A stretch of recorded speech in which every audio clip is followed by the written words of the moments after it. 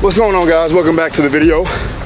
Today we're gonna go over warm-up drills for runners and combat sport athletes looking to prepare for their longer runs. Let's get after it. All right, guys, let's go over running warm-up drills. Now, if you're a runner, obviously this is gonna be important for you to do. But also, if you're a combat sport athlete that uses road work for their conditioning, this is something that you can do prior to that actual running. So first thing that we have to look at is raising core and tissue temperature. Getting the body warmed up, getting the heart rate up is definitely gonna be the most important thing when you start to go through your dynamic movements. You wanna spend about 5 minutes, and what I do usually is gonna be something like maybe an assault bike, or maybe it's a jump rope, or it could be a run itself, a slow jog, just to get your core temperature up. But for this, I like to use sled because the sled, you can add load, right? So now I'm producing force, I'm activating muscle, and I'm activating the nervous system. So what I'm gonna typically do is about 40 meters, that's 20 down, 20 back. I'm gonna go back pedal, loading my hips, and going from a ball of my foot to my heel, pushing through the quads.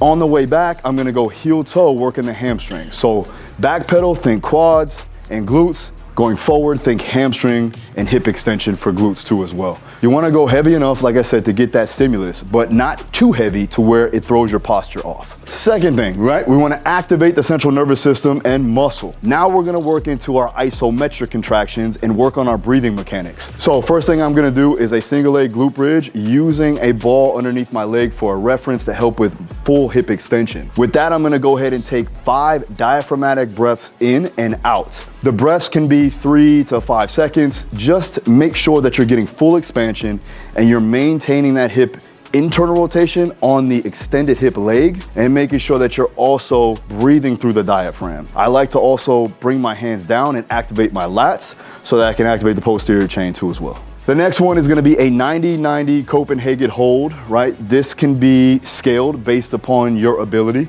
This is also gonna be a 5 breath hold. So you're gonna do 5 inhales, 5 exhales, and then you'll switch to the other side. The length of the breath depends on you, right? It could be 3 seconds, it could be 5 seconds.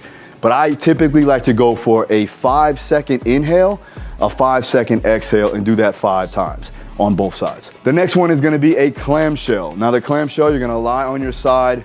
We're gonna get full hip extension and external rotation on the up leg. Make sure you do 5 reps each side and hold for 3 seconds at the top.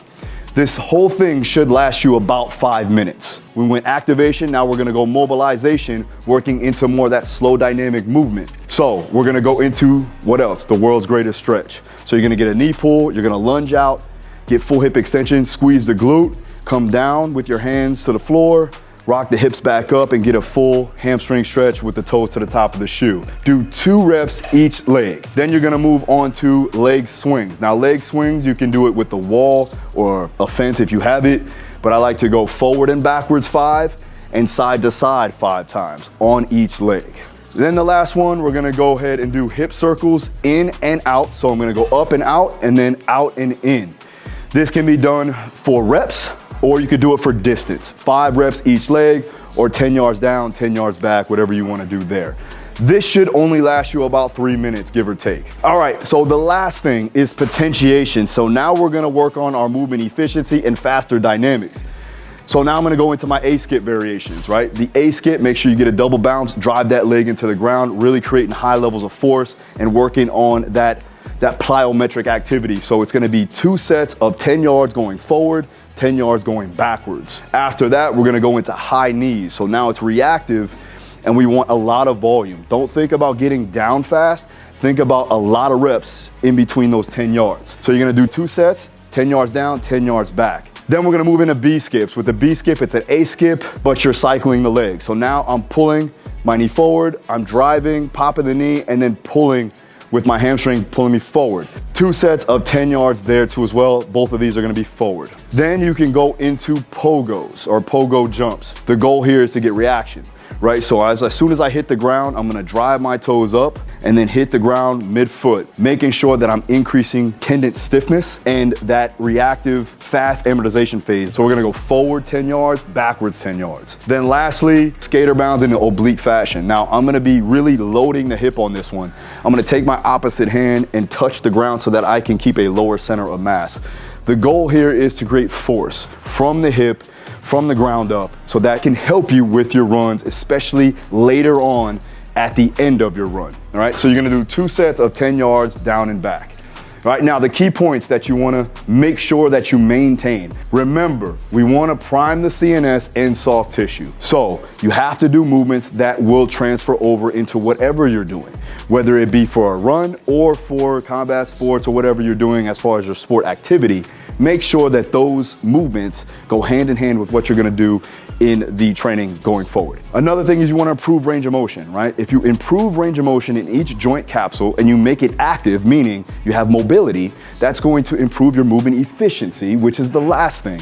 Movement efficiency is key for athletic performance. Make sure that you keep these key points in your repertoire. Make sure that you have it in your program so that you can keep things flowing and progress accordingly. All right, so the whole thing should last you about 15 to 17 minutes, give or take, when you switch to different sections of the warm-up.